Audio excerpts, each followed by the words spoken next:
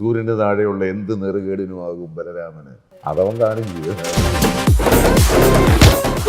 അത്രയ്ക്ക് എഫേർട്ട് ഇട്ട് ഞാൻ അവൻ്റെ ജീവിതത്തിൽ ഞാൻ കണ്ടിട്ടില്ല, ഉള്ള കാര്യം പറയാം. വില്ലനെ നമുക്കങ്ങോട്ട് വലിച്ചു കീറാൻ തോന്നുന്നൊരു സീനാണ്. ഇനീഷ്യലി സ്ക്രിപ്റ്റ് വായിക്കുമ്പോൾ ഗ്യാസ് സിലിണ്ടർ സീൻസ് ഒന്നും ഇല്ലായിരുന്നു, അതൊന്നും എൻ്റെ അടുത്ത് പറഞ്ഞിട്ടില്ല. ഇത് പക്ഷേ സ്പോട്ടിൽ അന്നേരം അവിടെ വെച്ച് കൊണ്ടുവന്നൊരു സംഭവമാണ്. പക്ഷെ അതായിരുന്നു ഇമ്പാക്ട് ആ ക്യാരക്ടർ. ഇത്രയും വലിയ വില്ലൻ ഇത്രയും പണിഷ്മെന്റ് പോരാ, കൊന്നത് ശരിയായില്ല, ഇത്രയൊന്നും പോരാ.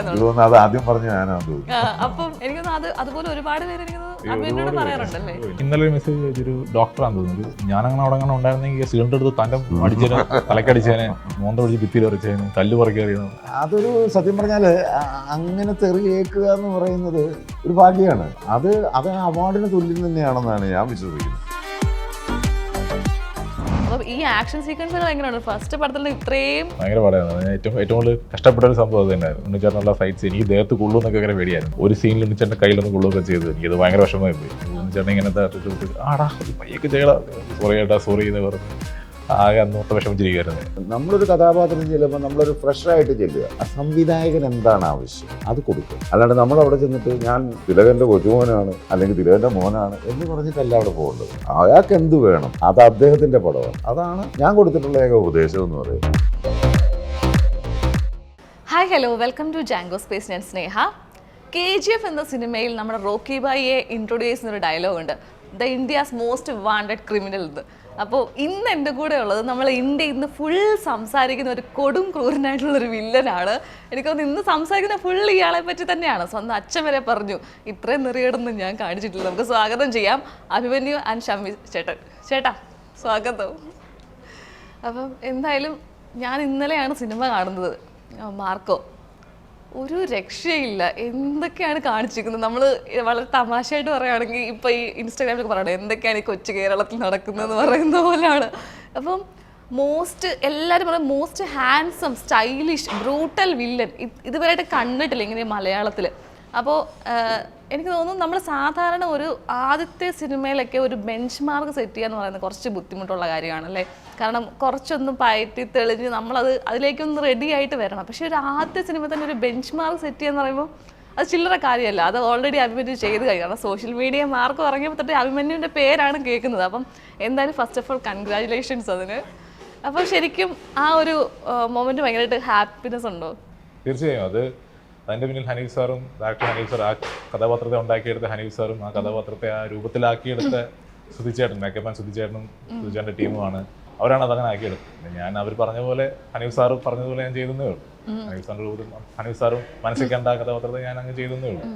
ശരിക്കും താങ്ക്ഫുൾ ആയിട്ടുള്ളത് ആരോടാണ്? കാരണം നമുക്ക് ഫാമിലി ഉണ്ട്, അല്ലെങ്കിൽ വെൽ വിഷേഴ്സ് ഒരുപാട് പേരുണ്ട്. അപ്പൊ ഇങ്ങനെ ഒരു ഫസ്റ്റ് മൂവി കഴിഞ്ഞ് ഇത്രയും ഒരു സക്സസ് നിൽക്കുമ്പോഴത്തേന് താങ്ക്ഫുൾ ആരോടാണ്? ഓഫ്കോഴ്സ് ഹനീഫ് അദീനി എന്ന് പറയുന്ന ആ മനുഷ്യനോടും, പിന്നെ ഉണ്ണിമുന്തൻ ഉണ്ണിച്ചേട്ടനോടും, പിന്നെ ഷെറീഫ് കേക്കിങ്ങുമാണ് നന്ദി പറയാനുള്ളത്. കാരണം എനിക്ക് ഇത്രയും വലിയൊരു ഒരു ഹ്യൂജ് ഒരു പ്രോജക്റ്റിൽ ഒരു വേഷം തന്നതും ഓഫ്കോഴ്സ് അവർ തന്നെയാണ് എനിക്ക് അതിനകത്ത് പറയാനുള്ളത്. ചേട്ടൻ കണ്ടിരുന്നോ പടം? ഓഫ്കോഴ്സ് കണ്ടു കാണുമല്ലോ. അപ്പൊ കണ്ടു, ഓൾറെഡി പറഞ്ഞു കഴിഞ്ഞു. ഇത്രയും നെറികേടൊന്നും കാണിച്ചില്ല. കാരണം പണ്ട് മുതലേ നമ്മൾ ക്യാരക്ടേഴ്സ് കാണുന്നുണ്ട്. അപ്പൊ എന്തായാലും ഇത്രയും കാണിച്ചിട്ടില്ല. അപ്പൊ ചേട്ടൻ എന്താണ് ഫീൽ ചെയ്തത്? ഞാൻ പറഞ്ഞില്ല, ഇതിപ്പോ ഇവൻ പറഞ്ഞത് അത് തന്നെയാണ് എനിക്ക് പറയാനുള്ളത്. കാര്യം അവൻ അതിനകത്ത് നന്നായിട്ടുണ്ടെങ്കിൽ 100% അതിൻ്റെ ക്രെഡിറ്റ് ഹനീഫ് അദീനി എന്ന് പറയുന്ന ഡയറക്ടർക്ക് തന്നെയാണ്. കാര്യം അവൻ്റെ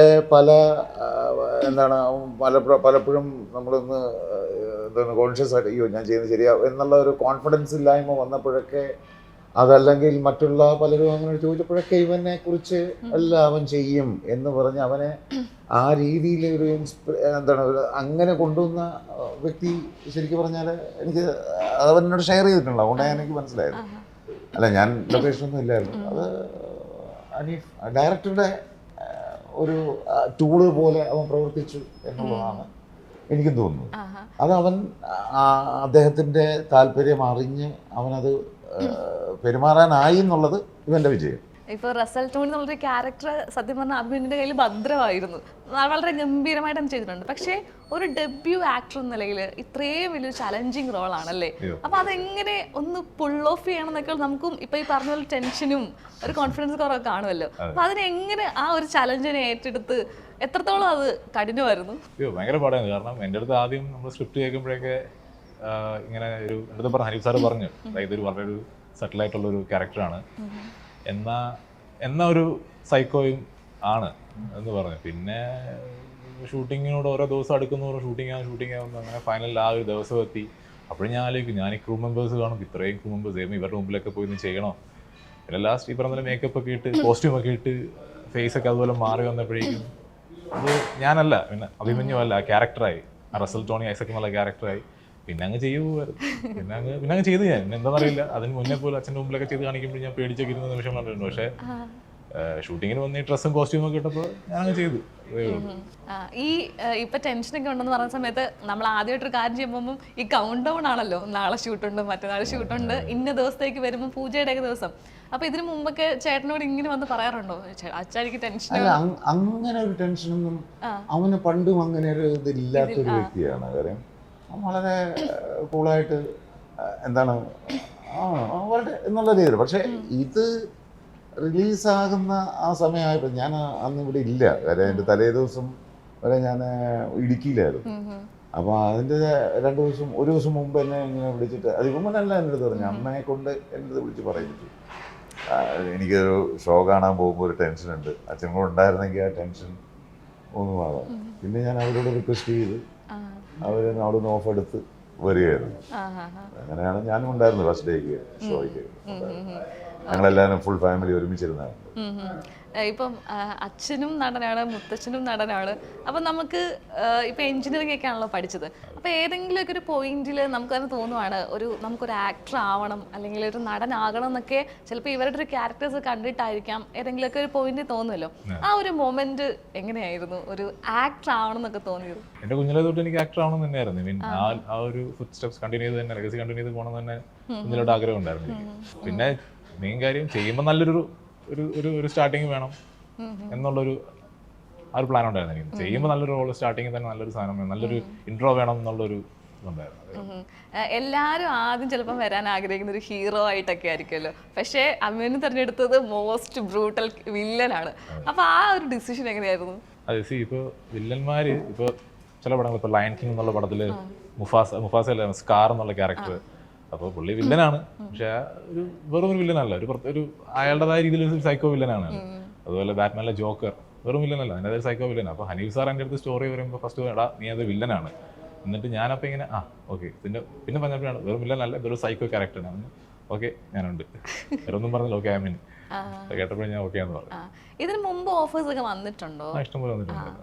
ഓക്കെ, അപ്പം അത് എനിക്ക് തോന്നുന്നു ഇത്രത്തോളം ഓക്കെ ആവാത്ത ക്യാരക്ടേഴ്സ് ആയതുകൊണ്ടാണോ അല്ല, കൂടുതലും ഈ പറയുന്ന പോലെ സ്കൂളിൽ പഠിക്കുമ്പോഴും കോളേജിൽ പഠിക്കുമ്പോഴൊക്കെ വന്നിരുന്നു. പിന്നെ അന്ന് പിന്നെ പഠിക്കുവായതുകൊണ്ട് പിന്നെ വിട്ടില്ല. പിന്നെ അതിനുശേഷം എഞ്ചിനീയറിംഗ് എല്ലാം കഴിഞ്ഞപ്പോഴും വന്നിരുന്നു. പിന്നെ അന്നേരം പിന്നെ ചില കാരണങ്ങളുണ്ട്, അതൊക്കെ അങ്ങ് വർക്കാവാതായി. ഇപ്പം ചേട്ടനെ സംബന്ധിച്ച് ചേട്ടനൊരു നടനുമാണ്, അതുപോലെ അമ്മേൻ്റെ ഒരു അച്ഛനുമാണ്. അപ്പോൾ ഈ രണ്ട് വേർഷനും ചേട്ടൻ്റെ ഉള്ളിലുണ്ട് ഈ സിനിമ കാണുമ്പോഴല്ലോ. അപ്പോൾ ഈ രണ്ട് പേരുടെയും ഒരു വിലയിരുത്തുവാണെങ്കിൽ, ഒരു അമ്മേൻ്റെ നടനെയും അതിൻ്റെ പെർഫോമൻസിനെയൊക്കെ വിലയിരുത്തുവാണെങ്കിൽ ചേട്ടന് ഈ രണ്ട് വേർഷൻസും യോജിച്ച് നിൽക്കുമോ അതോ വ്യത്യാസപ്പെട്ട് നിൽക്കുമോ? ഓഫ് കോഴ്സ്, അതൊരിക്കലും അച്ഛൻ എന്ന നിലയ്ക്ക് അതൊരിക്കലും നോക്കില്ല. ഞാനൊരു ആക്ടർ ആയതുകൊണ്ട് തന്നെ ഞാൻ അച്ഛനെ അവിടെ മാറ്റി നിർത്തുള്ളൂ. അച്ഛനല്ലല്ലോ അവിടെ വിഷയം. അത് മാത്രമല്ല, ഞാനൊരു ആക്ടർ എന്ന് മാത്രമല്ല, ഞാനൊരു സീനിയറുമാണ്. അവൻ ജനിക്കുന്നതിന് മുമ്പ് ഞാൻ ഈ തൊഴിൽ ചെയ്തുകൊണ്ടിരിക്കുന്ന ഒരാളാണ്. അപ്പോൾ തീർച്ചയായിട്ടും അതിൻ്റെ ആ രീതിയിൽ അതിനെ കാണാനും ഉൾക്കൊള്ളാനും എനിക്ക് സാധിക്കുമെന്നുള്ളത് എൻ്റെ ഒരു പ്രത്യേകതയാണ്. അപ്പോൾ അതുകൊണ്ട് തന്നെ ഞാൻ അവിടെ അച്ഛനെ മാറ്റി നിർത്തുകയുള്ളൂ. അച്ഛനവിടെ റോളില്ല. നടനെന്ന നിലയിൽ വിലയിരുത്തിയപ്പോഴത്തേക്കും എങ്ങനെയുണ്ടായിരുന്നു? അവൻ്റെ എന്താണ് പ്രഥമ സംരംഭമാണ്. തീർച്ചയായിട്ടും അതിനു മുമ്പ് ഈ പടത്തിന് വേണ്ടി ഒരു 3 മാസം മുമ്പോ മറ്റോ ആണെന്ന് തോന്നുന്നല്ലേ, ഫെബ്രുവരി ഷൂട്ടിങ്ങിന് ഇവനെ ഉണ്ണി മുകുന്ദൻ വിളിച്ച് അത് കമ്മിറ്റ് ചെയ്യുന്നതൊക്കെ. അതിനുശേഷം അവൻ്റെ ഷൂട്ടിങ്ങിനുള്ള ഒരു 3 മാസത്തെ കാലാവധിയുണ്ട്. അതിനുശേഷം ഇവൻ്റെ ഒരു എഫേർട്ട് ഞാൻ അവിടെ കണ്ടു. ഈ ക്യാരക്ടറിന് വേണ്ടി ഇവനെ തന്നെ ഒന്ന് എന്താണ് നമ്മൾ ചെത്തി മിനുക്കി എടുക്കുക എന്ന് പറയത്തില്ലേ, അത് ഞാൻ വളരെ കൗതുകത്തോടെ നോക്കി. അത് ഡയറക്ടറുടെ ആ ഒരു മോട്ടിവേഷൻ അതെല്ലാം തന്നെയാണെന്നാണ് എനിക്ക് തോന്നുന്നത്. അല്ലെങ്കിൽ ഇവൻ ഇത്രയ്ക്ക് എഫേർട്ട് ഇട്ട് ഞാൻ അവൻ്റെ ജീവിതത്തിൽ ഞാൻ കണ്ടിട്ടില്ല, ഉള്ള കാര്യം പറയാം. ഒരു കാര്യത്തിന് അതെ അതെ, വേറൊരു കാര്യത്തിൽ ഞാൻ കണ്ടിട്ടില്ല ഇതുവരെ. അല്ലെങ്കിൽ അങ്ങനെ നമ്മൾ എന്താണ് ഒരു ക്യാരക്ടറിന് വേണ്ടിയിട്ട് പൃഥ്വിരാജൊക്കെ ചെയ്യുന്ന പോലെ അതുപോലെ വളരെ ഡെഡിക്കേറ്റഡ് അങ്ങനെ ചെയ്യുന്ന ഒരു അഭിമന്യുവിനെ എനിക്ക് അവിടെ കാണാനായി. അപ്പോൾ അവിടെ ഞാൻ അച്ഛനെ മാറ്റി നിർത്തിയിട്ട് പിന്നെ ഞാൻ ഒരു സീനിയർ എന്ന നിലയ്ക്ക് പിന്നെ അവൻ്റെ അടുത്ത് ഞാൻ അത് ആ റെസ്പെക്ട് കൊടുക്കേണ്ട കാര്യമേ എനിക്കുള്ളൂ. അച്ഛൻ എന്ന് പറയുന്ന മകനെന്ന് പറഞ്ഞ റെസ്പെക്ട് അവിടെ ആവശ്യമില്ല. അതെ അതെ. ഇപ്പം അച്ഛൻ എന്ന നിലയിൽ അച്ഛനൊരു സാധാരണക്കാരനാണല്ലോ. അപ്പം ഇപ്പൊ എനിക്ക് കൂടുതൽ ചർച്ചയാവുന്നത് ഈ ഇത്രയും വലിയ വില്ലൻ ഇത്രയും പണിഷ്മെന്റ് പോരാ, കൊന്നത് ശരിയായില്ല, ഇത്രയൊന്നും പോരാ. അത് ആദ്യം പറഞ്ഞ ഞാനാണെന്ന് തോന്നുന്നു. അപ്പം ഒരു സാധാരണ അച്ഛൻ എന്ന നിലയില് ചേട്ടനൊരു അഭിപ്രായം എന്താ? സാധാരണ അച്ഛൻ എന്ന നിലയിൽ ഞാൻ പറയില്ല, അങ്ങനെ ഒരിക്കലും ഒരു അച്ഛൻ ആഗ്രഹിക്കില്ലല്ലോ. അല്ല, അതാ ഞാൻ പറഞ്ഞ അച്ഛനെ അവിടെ മാറ്റി നിർത്താന്ന്. എനിക്കൊന്ന് അതുപോലെ ഒരുപാട് പേര് എനിക്കൊന്ന് പറയാറുണ്ടല്ലേ. ഇൻസ്റ്റാഗ്രാമിലൊക്കെ ഇഷ്ടംപോലെ മെസ്സേജസ് ആണ്, ആണുങ്ങളും പെണ്ണുങ്ങളും എല്ലാവരും മാറി മാറി ഇത്രയും ചെയ്താൽ പോരാ. ഇന്നലെ ഒരു മെസ്സേജ് ഒരു ഡോക്ടറാന്ന് തോന്നുന്നു, ഒരു ലേഡി, ഞാനങ്ങനെ അവിടെ അങ്ങനെ ഉണ്ടായിരുന്നെങ്കിൽ സിലിണ്ടർ എടുത്ത് തൻ്റെ അടിച്ചേനെ, തലക്കടിച്ചേനെ, ഇത്രയും ചെയ്താൽ പോരാ, മോന്ത പിടിച്ച് ഭിത്തിയിൽ വരച്ചതിന്, കല്ല് പുറകെ അറിയുന്നത്, കുറെ അങ്ങനെ ഒരുപാട് മെസ്സേജസ് ഞാൻ വായിച്ചിരുന്നു. ഇപ്പൊ ഈ സ്ക്രിപ്റ്റ് വരുന്ന സമയത്തെ ഇത്രയൊക്കെ മാത്രമേ ഉള്ളായിരുന്നു. അതായത് നമ്മളിപ്പോ കണ്ട ഒരു സെക്കൻഡ് ഹാഫ് തൊട്ടാണല്ലോ നമുക്ക് ഇതിന്റെ ഭയങ്കര ഒരു വയലൻസ് കാണാൻ സാധിക്കുന്നത്. അപ്പം കറക്റ്റ് അത്രേ ഉള്ളായിരുന്നോ റസൽ എന്ന ക്യാരക്ടറിന്, അതോ ഇതിന്റെ കുറച്ചുകൂടെ ഒക്കെ ഉണ്ടായിരുന്നോ? അപ്പോൾ ഇനിഷ്യലി സ്ക്രിപ്റ്റ് വായിക്കുമ്പോൾ ഗ്യാസ് സിലിണ്ടർ സീൻസ് ഒന്നും ഇല്ലായിരുന്നു, അതൊന്നും എൻ്റെ അടുത്ത് പറഞ്ഞിട്ടില്ല. ഇങ്ങനെ കുറെ ഉണ്ടാവും, പ്രവാദങ്ങളൊക്കെ ഉണ്ടാവും, കുറെ ബ്രൂട്ടലായിട്ടുള്ള ഡെത്തും അവരെ നീ ഇങ്ങനെ കൊല്ലുന്നതൊക്കെ ഉണ്ടാവും. പക്ഷേ ഈ സിലിണ്ടർ സീനൊന്നും ഇല്ല. അത് പക്ഷേ സ്പോട്ടിൽ അന്നേരം അവിടെ വെച്ച് കൊണ്ടുവന്നൊരു സംഭവമാണ്. അന്നേരം ഞാൻ അറിയുന്ന ഇങ്ങനെ ഒരു സാധനം ഉണ്ട് എന്നറിയാം. പക്ഷെ അതായിരുന്നു ഇമ്പാക്ട് ആ ക്യാരക്ടറിന്റെ. ഇപ്പൊ ഷമ്മിച്ചേട്ടന് പഴയ സിനിമകൾ നോക്കുമ്പോഴത്തേനും നമുക്ക് ആ ഒരു സ്ക്രീൻ പ്രസൻസ് ഉണ്ടല്ലോ, നമ്മൾ വന്ന് നിൽക്കുമ്പോൾ തന്നെ ഒരു ഓറ, അതെല്ലാം ചിലപ്പോൾ എല്ലാവർക്കും കാണണമെന്നില്ല. ഇപ്പൊ അത് തന്നെയാണ് ആ ഒരു സ്ക്രീൻ പ്രസൻസ് എനിക്ക് ഭയങ്കരമായിട്ട് ഫീൽ ചെയ്തു അഭിമന്യുവിന്റെ കാര്യത്തിൽ. നമ്മളെല്ലാവരും വന്ന് നിൽക്കുമ്പോഴും എനിക്കൊന്ന് ആറ്റിറ്റ്യൂഡ് കൊണ്ടൊക്കെ ആയിരിക്കാം ഭയങ്കര സ്ക്രീൻ പ്രസൻസ് തോന്നി. അപ്പോൾ ഇതിൻ്റെ ഒരു ആക്ടിങ് പെർഫോമൻസിലേക്ക് വരുമ്പോഴത്തേക്കിന് ഈ ഒരു ക്യാരക്ടറിന് ഞാൻ ഇങ്ങനെ കൊടുക്കണം, അങ്ങനെയൊക്കെ ഒരു ഓൾറെഡി ഒരു തോട്ട് ഉണ്ടായിരുന്നോ? എൻ്റെ അടുത്ത് ആദ്യം ഹനീസ് സർ പറഞ്ഞിട്ടാ, ഇതാണ് നിന്റെ ഒരു സംഭവം, ഈ ഫുൾ സ്വാഗ്, ഫുൾ ആറ്റിറ്റ്യൂഡ്, എപ്പോഴും ആ ഒരു ലുക്ക് പിടിക്കണം, പിന്നെ ക്യാരക്ടർ കീപ്പ് ചെയ്യാന്നുള്ളത്, എപ്പോഴും ഷാർപ്പ് ലുക്കും, അല്ല കണ്ടിന്യൂറ്റി വേണം.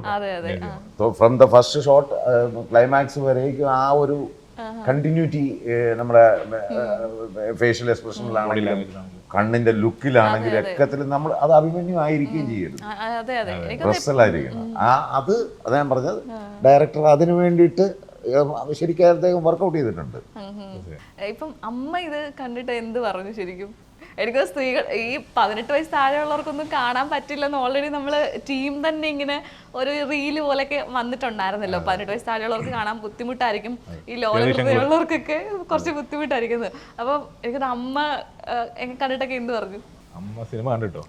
കണ്ടിട്ട് ഒന്നുമില്ല, ഞാനിങ്ങനെ ഇങ്ങനത്തെ ഓരോ സംഭവങ്ങൾ ചെയ്തു, ഞാൻ ഓരോന്ന് വിളിച്ച് പറയുമല്ലോ ഇങ്ങനെ, അതായത് അമ്മ ഇങ്ങനെ ചെയ്തു, അറിയാലോ, ഇന്ന് ഇങ്ങനെ ആയിരുന്നു ചെയ്തു. അച്ഛൻ അത്ര അറിയില്ല, അച്ഛൻ പലപ്പോഴും ഷൂട്ടിലായിരുന്നു, അച്ഛൻ അറിയുന്നില്ല. അമ്മ മിക്കപ്പോഴും വിളിച്ചിട്ട് ഇന്നെന്താ ഇന്ന് ഇങ്ങനെ സാധനം ചെയ്തത്, അയ്യോ നീ എന്തിനാ അതൊക്കെ ചെയ്യുമ്പോൾ, അതൊക്കെ ചെയ്യുമ്പോൾ, അങ്ങനെയൊക്കെ ആയിരുന്നു അമ്മ പറഞ്ഞിരുന്നത്. ഇമോഷണലി കുറച്ച് പറയാറുണ്ടായിരുന്നല്ലേ? ഞാൻ പറഞ്ഞത് പോയി അത് ഇത് മസ്റ്റായിട്ട് എനിക്ക് വേണം. അല്ല, അങ്ങനെ ഒരു വികാരം എനിക്കില്ല എന്നുള്ളത് അവിടെ ഒരു വിഷയമുണ്ട്. കാര്യം എനിക്കറിയാലോ അത് കഥാപാത്രമാണ്, നമുക്കല്ലേ ആ ഒരു ഇതുള്ളത്, അതുകൊണ്ടാണ് അത് നമുക്കുണ്ടാകുന്നത്. ഒരു വില്ലൻ എന്ന രീതിയിൽ നമുക്ക് ഏറ്റവും ദേഷ്യം തോന്നുന്നൊരു സമയം എനിക്ക് ആ ഒരു സീൻ തന്നെയാണ്. അത് സ്പോയിലർ ആയതുകൊണ്ട് ഞാൻ സീൻ എന്താണെന്ന് പറയുന്നില്ല, പക്ഷെ സിനിമ കണ്ട നിങ്ങൾക്ക് മനസ്സിലാവും. അത് തന്നെയാണല്ലേ ആ വില്ലനെ നമുക്ക് അങ്ങോട്ട് വലിച്ചു കീറാൻ തോന്നുന്നൊരു സീനാണ് ശരിക്കും. അതൊക്കെ ആ സമയത്ത് നമ്മൾ കയ്യിൽ നിന്നൊക്കെ ഇടേണ്ടതായിട്ട് വന്നിട്ടുണ്ടോ? അത് എൻ്റെ അടുത്ത് പറഞ്ഞ ഇതാണ് സംഭവം, നീ ഇതാണ് ചെയ്യാനുള്ളത്, ഇത് നിന്റെ ഇഷ്ടമുള്ള രീതിയിൽ ചെയ്തോളാൻ പറഞ്ഞു. അങ്ങനെ ഞാൻ എൻ്റെ ഇഷ്ടമുള്ള രീതിയിൽ ചെയ്തിരിക്കുകയാണ് അതിനകത്തുള്ളത്. അതൊന്നും അവർ പറഞ്ഞു നീ ഇങ്ങനെ ചെയ്യണം ഇങ്ങനെ ചെയ്യണം, അത് കഴിഞ്ഞിട്ട് അല്ലാതെ അങ്ങനെയല്ലേ പറ്റുള്ളൂ. എൻ്റെ അടുത്തൊന്നും പറഞ്ഞൊന്നുമില്ല, നീ ഇതാണ് സംഭവം, നീ ഇത്രയും ചെയ്താൽ മതി, ഇത് നിന്റേതായ സ്റ്റൈലിൽ ചെയ്യാൻ പറഞ്ഞു. അത് ഞാൻ എൻ്റെതായ രീതിയിൽ ചെയ്ത്, അതിന് ശേഷമുള്ളതും ആ ലുക്കും അതിന് ശേഷമുള്ള സാധനങ്ങളും ഇട്ടതെല്ലാം എൻ്റെതായ രീതിയിൽ തന്നെ ഞാൻ ചെയ്ത കാര്യങ്ങൾ തന്നെയാണ്. എനിക്കത് കൂടുതലും ട്രോൾസും അതിന്റെ പേരിൽ വരും അല്ലെ, ഇഷ്ടംപോലെ വീഡിയോസ്. കമന്റ്സ് ഭയങ്കര, അമ്മമാർക്കൊക്കെ ചില ഭയങ്കര അല്ലേ, റയാനും അതായത് അഭിമന്യു തമ്മിലുള്ള ബോണ്ടിങ് കാണണമെങ്കിൽ ആ സിനിമ കാണണം. പക്ഷെ കണ്ടവർക്ക് ഇത് മനസ്സിലാവത്തുള്ളൂ അല്ലേ? അത് ഭയങ്കരമായിട്ട് എനിക്ക് അത് ഒരു തരത്തിൽ പറയുന്നത് ഭയങ്കര ഫണ്ണാണല്ലേ? അതൊരു സത്യം പറഞ്ഞാല് അങ്ങനെ തെറി കേൾക്കുക എന്ന് പറയുന്നത് ഒരു ഭാഗ്യമാണ് ഒരു വില്ലനെ സംബന്ധിച്ച്. തീർച്ചയായിട്ടും അത് അവാർഡിന് തുല്യം തന്നെയാണെന്നാണ് ഞാൻ വിശ്വസിക്കുന്നത്. എനിക്കങ്ങനെ കുറച്ച് കേട്ടിട്ടുണ്ട്. ഇപ്പൊ കൗരവർ പോലുള്ള സിനിമയ്ക്കകത്തേക്ക് ഡയലോഗ് നമ്മൾ കേട്ടു, അതേപോലെ പ്രൊജക്റ്റിനകത്തെ ചേട്ടന്റെ ഡയലോഗ്. പക്ഷെ ആ ഡയലോഗിലേക്ക് അന്വർത്ഥമാക്കുന്ന രീതിയിൽ ഇപ്പം പ്രവർത്തിച്ചുകൊണ്ടിരിക്കുന്നത് അഭിമന്യാണ്. അതും എനിക്ക് തോന്നുന്നു ഇപ്പൊ സോഷ്യൽ മീഡിയയിലൊക്കെ ഭയങ്കര സംസാരമുള്ള കാര്യമാണല്ലേ? ശരിയാണ്. ഞങ്ങളൊക്കെ ഡയലോഗുകളായിരുന്നു. എന്താണ് സൂര്യന്റെ താഴെയുള്ള എന്ത് നെറുകേടിനുമാകും ബലരാമന്, അതവൻ കാണിക്കുക. ഇങ്ങനെ ആളുകളൊക്കെ പേഴ്സണലി വന്ന് പറയാറുണ്ടോ ശരിക്കും? ഒരുപാട് പേര് ഇൻസ്റ്റാഗ്രാം മുഴുവൻ അത് തന്നെയാണ്. പിന്നെ കമന്റ്സ് ആയാലും എല്ലാം ഇൻസ്റ്റാഗ്രാം ഒരുപാട് ഒരു മെസ്സേജ് അയക്കുന്നത് ഇങ്ങനെ കാണിച്ചു അങ്ങനെ ഇങ്ങനെയൊക്കെ. പിന്നെ ഈ ട്രോൾ പേജുകൾ ഒരുപാട് പേര് അതിന്റെ സംഭവങ്ങളൊക്കെ ഇട്ടുണ്ടാക്കി. ഞങ്ങളുടെ 3 പേരുടെ ഫോട്ടോസ് ഉണ്ടാവാറുണ്ട്. ഇപ്പം ചാക്കോച്ചൻ ഇങ്ങനെ ഇടയ്ക്ക് പറഞ്ഞിട്ടുണ്ടായിരുന്നു, അതായത് ചാക്കോച്ചൻ ഈ അനിയത്തി പ്രാവ് ആ സമയത്തൊക്കെ വന്നു കഴിയുമ്പോഴത്തേന് പിന്നെ അങ്ങോട്ട് ഫുൾ ചോക്ലേറ്റ് പയ്യൻ ടൈപ്പ് കാസ്റ്റ് ചെയ്യപ്പെടുക എന്നുള്ളൊരു സംഭവം വന്നു. ചാക്കോച്ചനെ പറഞ്ഞിട്ടുണ്ട് ഇതൊക്കെ ഒന്ന് മാറ്റിയെടുക്കാൻ ഞാൻ പെട്ട പാട്, ഇപ്പോഴാണെന്ന് മാറ്റിയെടുക്കുന്നത്. അപ്പൊ ഇപ്പൊ നമ്മൾ ഈ സിനിമയിലെ ഡെബ്യൂ ക്യാരക്ടറാണ് ഒരു അത്രയും ക്രൂരതയുള്ളൊരു വില്ലൻ. അപ്പൊ ഇത് ചെയ്തുകൊണ്ടിരിക്കുന്ന സമയത്ത് എപ്പോഴെങ്കിലും ഒരു ടെൻഷൻ വന്നിട്ടുണ്ട്, കാരണം ഇങ്ങനെ ടൈപ്പ് കാസ്റ്റ് ചെയ്യപ്പെടുമോ, ഇനി വില്ലനിലേക്ക് മാത്രം ഒതുങ്ങി പോവോ? കാരണം മലയാളം കണ്ടതിൽ വെച്ച് ഏറ്റവും ബ്രൂട്ടൽ വില്ലനാണിത്. അങ്ങനെ തോന്നിയിട്ടില്ല. ഞാൻ കിട്ടുന്നത് അത് ക്യാരക്ടർ നല്ലതാണെന്നുണ്ടെങ്കിൽ വില്ലനാണെങ്കിലും വില്ലനാണെന്നല്ല എന്ത് ക്യാരക്ടറാണ് ഞാൻ ചെയ്യാൻ റെഡിയാണ്. അതൊരു ക്യാരക്ടർ മാത്രമല്ലേ? അതേ ഉള്ളൂ. എനിക്ക് അങ്ങനെയില്ല. അങ്ങനെ നോക്കണ്ട. വില്ലനാണെങ്കിലും അതൊരു നല്ലൊരു ഇതുപോലത്തെ ഒരു ഇതാണെന്നുണ്ടെങ്കിൽ ഓക്കെയാണ്. ഇപ്പൊ ഇനി വരുമ്പോഴാണെങ്കിലും എത്രത്തിലുള്ള ക്യാരക്ടേഴ്സ് വരണം എന്നാണ് ഒരു ആഗ്രഹം. കാരണം ചേട്ടനാണെങ്കിൽ കോമഡി ക്യാരക്ടേഴ്സ് ചെയ്തിട്ടുണ്ട്, ക്യാരക്ടർ റോൾസ്, അതേപോലെ ഹീറോ എല്ലാം ചെയ്തിട്ടുണ്ട്. അപ്പം അഭിമന്യുവിന് എന്തൊക്കെ ചെയ്യണം, കോമഡി ഒക്കെ ചെയ്യാൻ താല്പര്യമുണ്ടോ? ഇഷ്ടം കോമഡി ചെയ്യുന്നത്. കോമഡി ചെയ്യുന്നത് എല്ലാ ക്യാരക്ടറും ചെയ്യണമല്ലോ. അങ്ങനെ ഒരു ഇന്ന ക്യാരക്ടർ ചെയ്യണമെന്നൊന്നുമില്ല. പിന്നെ ഒരു പോലീസ് കഥാപാത്രമൊക്കെ ചെയ്യണമെന്ന് ഒരു ആഗ്രഹമുള്ളതാണ്.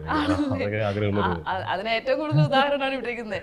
ഞാനും അവനോട് പറഞ്ഞിട്ടുള്ളത് ഇതാണ്, നമ്മളൊരു കഥാപാത്രത്തിൽ ചെല്ലുമ്പോൾ നമ്മളൊരു ഫ്രഷായിട്ട് ചെല്ലുക, നമ്മൾ മുൻവിധിയോട് ചെല്ലാതിരിക്കുക. ആ സംവിധായകൻ എന്താണ് ആവശ്യം അത് കൊടുക്കുക.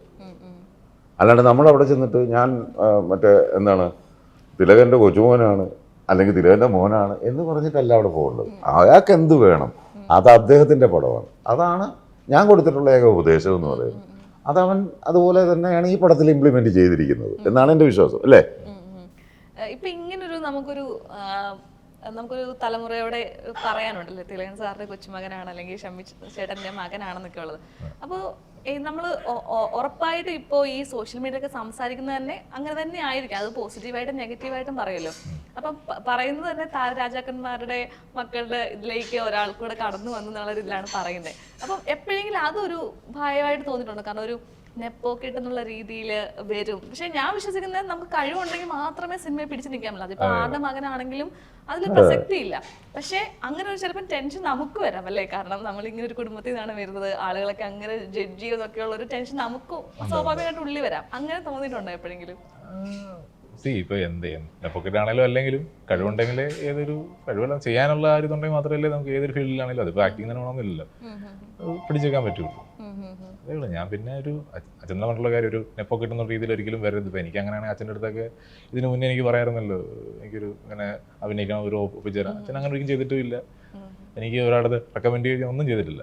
ഇത് ഔട്ട് ഓഫ് ദ ബ്ലൂ എന്നെ ഒരു ദിവസം ഉണ്ണിച്ചേട്ടൻ ഇങ്ങനെ മെസ്സേജ് അയച്ചു, hello Abhinu, this is Unni Mukundan, ഒരു പ്രോജക്റ്റിനെ പറ്റി സംസാരിക്കാനാന്ന് പറഞ്ഞിട്ട് അങ്ങനെ ഞാൻ വിളിക്കുമായിരുന്നു. പിന്നെ അതിനുശേഷം ഹനീഫ് സാറിനെ വിളിച്ച് സംസാരിച്ചു, ഹനീഫ് സാറിനെ കണ്ടു, പ്രോജക്റ്റ് സംസാരിച്ചു, അങ്ങനെ ചെയ്തതാണ്. അല്ലാതെ അപ്പൊ അവരെങ്ങനെയാണ് ശരിക്കും നമ്മുടെ അഭിനയിലേക്ക് എത്തിപ്പെടുന്നത്? കാരണം ഇതിനു മുമ്പ് ഒരു സിനിമയിലും അങ്ങനൊന്നും ചെയ്തിട്ടില്ലല്ലോ. അപ്പൊ ഇങ്ങനെ ഒരാളുണ്ടോ, ഒക്കെ നമുക്ക് ഇയാളെ നോക്കാം എന്നൊക്കെ എപ്പോഴെങ്കിലും ചോദിച്ചിട്ടുണ്ടോ? എന്നിലേക്ക് എങ്ങനെ എത്തിപ്പെട്ടു എന്നൊക്കെ? ഞാനത് ചോദിച്ചില്ല. പക്ഷെ എന്നെ അതിനകത്തോട്ട് കാസ്റ്റ് ചെയ്ത ഒരാളുണ്ട്, ഷെനീം സെയ്ദ് എന്ന് പറയുന്നത്. പുള്ളിയെ ഞാൻ ഈ മാർക്കോട് ഷൂട്ടിംഗ് ഇടയ്ക്ക് വെച്ച് തന്നെ പുള്ളിയെ പരിചയപ്പെട്ടു. അങ്ങനെ പുള്ളിയെ കണ്ടു. അപ്പൊ പുള്ളി പറഞ്ഞു ഇതുപോലെ പുള്ളിയായിരുന്നു എൻ്റെ കാര്യം ഉണ്ണിച്ചേട്ടനോട് ഫസ്റ്റ് സംസാരിച്ചത്. അങ്ങനെയാണ് ഉണ്ണിച്ചേട്ടൻ ഞാൻ എന്നൊരാളുണ്ടെന്ന് അറിയുന്നത്. മറ്റേ ഫോട്ടോ മുടി വളർത്തിയ ഞങ്ങൾ മൂന്നുപേരും നിൽക്കുന്ന ഫോട്ടോ, ഞാനും അച്ഛനായിട്ട് നിൽക്കുന്ന ഒരു പയ്യൻ എന്റെ ഒരു ഫാന് എഡിറ്റ് ചെയ്ത് കൊടുത്തായിരുന്നു. എഡിറ്റ് ചെയ്ത് ഞങ്ങളെ 3 പേരും കൂടി ഒരു ഫ്രെയിമിലാക്കി ഫോട്ടോഷോപ്പ് ചെയ്തായിരുന്നു. അത് ഇച്ചിരി വൈറലായിരുന്നു. ഏലിയൻസ് കിഡ് എന്ന് പറയുന്നൊരു പയ്യൻ, അവനിങ്ങനെ ഇല്ലുസ്ട്രേഷൻ ചെയ്തിട്ട് ഞങ്ങളുടെ 3 പേരെ ഒരു ഫോട്ടോ എഡിറ്റ് ചെയ്ത് വെച്ചായിരുന്നു. അപ്പോൾ അത് കണ്ടിട്ടായിരിക്കാം ശനിയും എൻ്റെ ആ ഫ്രണ്ട് ഇങ്ങനെ കുറച്ച് നല്ല മുടി ഉണ്ടായിരുന്നു. അപ്പോൾ ഹനീഫ് സാറിൻ്റെ അടുത്ത് ഫസ്റ്റ് ചോദിച്ച കാര്യം മുടി വെട്ടി കളഞ്ഞു, മുടിയുണ്ടോ, ആ മുടി ഇപ്പോഴും ഉണ്ടോ? ഞാൻ ഇല്ല സാറേ, ആ മുടി ഒരു 3 മാസം മുന്നേ വെട്ടി. ഓ ആ കുഴപ്പമില്ല, നിനക്ക് എന്ന് വരാൻ പറ്റും? നാളെ വരാൻ റെഡിയാ, ശരി നമുക്ക് നാളെ കാണാമെന്ന് പറഞ്ഞു. അങ്ങനെ ഞങ്ങൾ മീറ്റ് ചെയ്തു. അപ്പോൾ പുള്ളി ആദ്യം വന്ന് എന്നെ ഇങ്ങനെ ഒരുപാട് ഇങ്ങനെ മുടി ഫുൾ ഇങ്ങനെ നോക്കുമായിരുന്നു, ഇങ്ങനെ ഇരുന്ന് ഫുൾ ജഡ്ജ് ചെയ്യുമായിരുന്നു. പിന്നെയാണ് സ്റ്റോറി പറയുന്നത്. കഥ കേട്ടു, സംസാരിച്ചു, എന്നിട്ട് പറഞ്ഞാ വണ്ണം കുറച്ചൊന്ന് കുറയ്ക്കണം, മുഖത്തെ വണ്ണം കുറച്ചൊന്ന് കുറയ്ക്കണം. ശരി സാർ. അങ്ങനെ ഒരു ഫെബ്രുവരി 8-ാം തീയതിയാണ് എന്നെ ഉണ്ണിച്ചേട്ടൻ വിളിക്കുന്നത്, ഞങ്ങൾ സംസാരിക്കുന്നത്.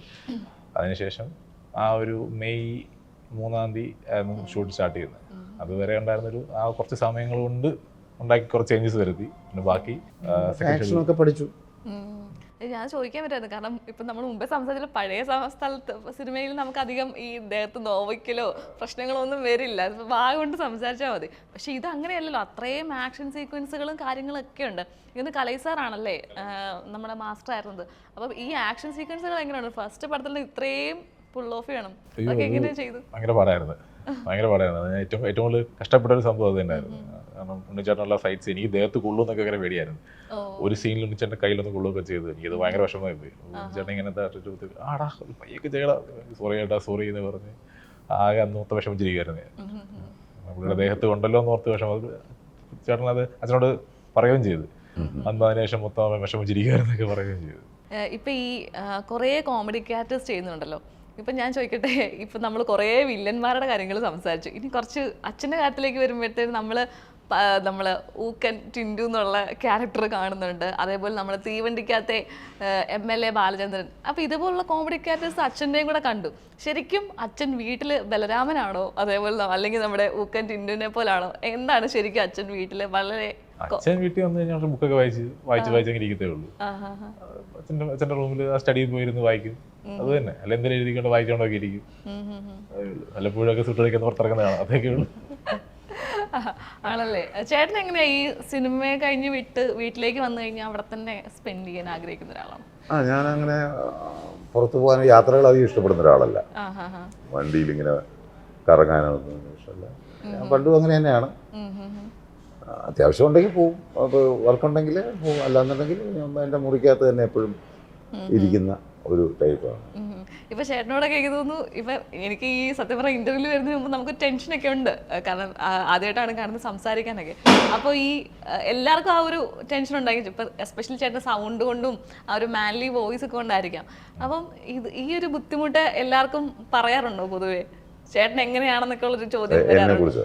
ചേട്ടനെ പറ്റി അച്ഛൻ ഭയങ്കര സ്ട്രിക്റ്റ് ആണോ വീട്ടിലൊക്കെ ചോദിക്കാറുണ്ടോ? അത് ചോദിക്കാറുണ്ട്. ഞാൻ പറയില്ല, അങ്ങനെയൊന്നുമില്ല. അമ്മയാണ് കൂടുതൽ കലിപ്പ്. ഷൂട്ടിംഗ് സമയത്താണെങ്കിലും ഡയറ്റ് ഇത് ചെയ്യണമല്ലോ, ഫോളോ ചെയ്യണമല്ലോ. ആ ടൈമിൽ അതിനെ ഏറ്റവും കൂടുതൽ സ്ട്രിക്റ്റ് ആക്കി വെച്ചിരുന്ന അമ്മയായിരുന്നു. കഴിക്കാൻ പറ്റത്തില്ല, ഇതില്ല.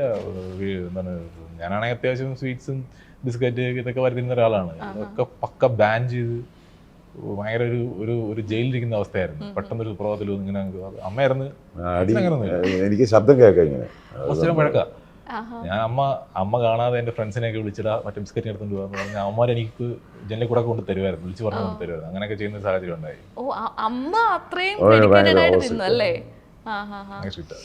അത് ഇതിനു വേണ്ടി തന്നെ ഏറ്റവും കൂടുതൽ എന്നെ ഇതിന് ബാക്ക് ചെയ്യുന്ന പുഷ് ചെയ്ത ഒരാള് അമ്മ തന്നെ. പക്ഷെ അമ്മ ഒരിക്കലും ഇങ്ങനൊരു എന്താ പറയുക ക്യാമറയ്ക്ക് മുമ്പിൽ ഒന്നും അങ്ങനെ വരാറില്ലല്ലേ? പക്ഷെ ബാക്ക് സൈഡിൽ നിന്ന് നമുക്ക് അത്രയും സപ്പോർട്ട്, ഏറ്റവും കൂടുതൽ എൻ്റെ ഒരു പില്ലർ ഓഫ് സപ്പോർട്ട് അമ്മ തന്നെയായിരുന്നു. ചേട്ടനും ഇതേ അവസ്ഥ തന്നെയാണോ സിനിമയിലേക്ക് വരുമ്പോഴത്തേക്ക്? കാരണം ക്യാരക്ടർ ആരും ഉണ്ടായിരുന്നില്ല, അമ്മ ഉണ്ടായിരുന്നില്ല, ആരും ഉണ്ടായിരുന്നില്ല. ഞാനെല്ലാം ഒറ്റയ്ക്ക് തന്നെ ആർജിച്ചതാണ്. പിന്നെ അമ്മയെങ്കിലും ഉണ്ടായിരുന്നു. അച്ഛൻ അങ്ങനെ ഒന്നും പറയോ? ഇല്ല, അഭിപ്രായം പറയില്ല. അച്ഛൻ എന്താണ്, അച്ഛൻ്റെ കൂടെ നിന്നാണ് ഞാൻ ഈ പണി പഠിച്ചതെന്നുള്ള ഒരു സംഭവമേ ഉള്ളൂ. അത് അച്ഛൻ ഇങ്ങനെ ഇതാണ് അതിന്റെ ഫോർമുല ഇങ്ങനെയാണ് അങ്ങനെ ഒന്നും പറഞ്ഞു തരുന്നത്. ശരി, 15-ാമത്തെ വയസ്സിലേക്ക് നാടകമൊക്കെ ചെയ്തു തുടങ്ങിയത്? അതിന് മുമ്പ് തുടങ്ങിയ പ്രൊഫഷണലായിട്ട് 12-ാമത്തെ വയസ്സിൽ. അതുകൊണ്ട് നമുക്ക് ആ ഒരു തുടക്കത്തിലേ ഇത് കിട്ടിയില്ല. ഇവന് അങ്ങനെയുള്ള കോച്ചിങ് ഒന്നും അവന് കിട്ടിയിട്ടില്ല. അതുകൊണ്ട് തന്നെ അവനൊരു ഫ്രഷ് ഒരു വ്യക്തിയായിട്ട് ഡയറക്ടറുടെ മുമ്പിൽ ചെല്ലാൻ പറ്റി എന്നുള്ളതാണ്.